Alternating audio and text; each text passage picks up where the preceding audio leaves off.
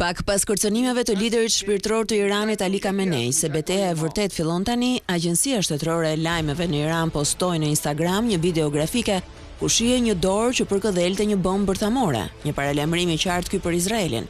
Ndoshta ishte komenti shoqërues i videos që përtej kërcënimit ngre edhe pikpyetje nëse Irani po legjitimon kësaj dashur pa dashur pretendimet e Shtetit Hebre se ai ka zhvilluar vërtet armë atomike. Khamenei shkroi më herët në platformën X se regjimi sionist duhet dhënë një përgjigje e fortë. Ne nuk do t'i tregojmë mëshirë sionistëve, ishte komenti i tij. Në ditën e 6 të konfliktit Izrael-Iran, nga Trumpi mbrin sinjalit ronditës se gjithmonë më shumë po e ngro ideja e përdorimit të aseteve ushtarake amerikane për goditjen e objekteve bërthamore të Iranit dhe po i largohet konceptit të një zgjidhje diplomatike, të cilën e mbështeste me forcë deri pak kohë më parë.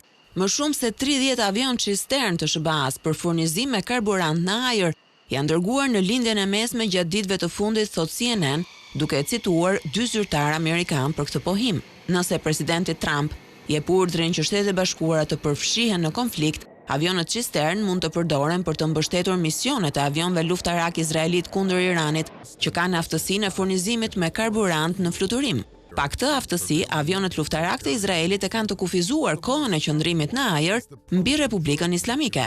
Edhe pse forcat ajrore të Izraelit kanë disa avion të tillë cistern, ato nuk mjaftojnë për të mbështetur numrin e avionëve që Izraeli po dërgon në Iran sipas burimeve ushtarake.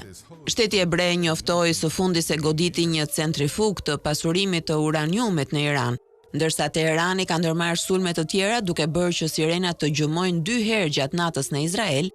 Megjithatë, korrespondentët e huaj vërejnë se ka një rënje të ndjeshme të shkallës së goditjeve nga ana e Republikës Islamike.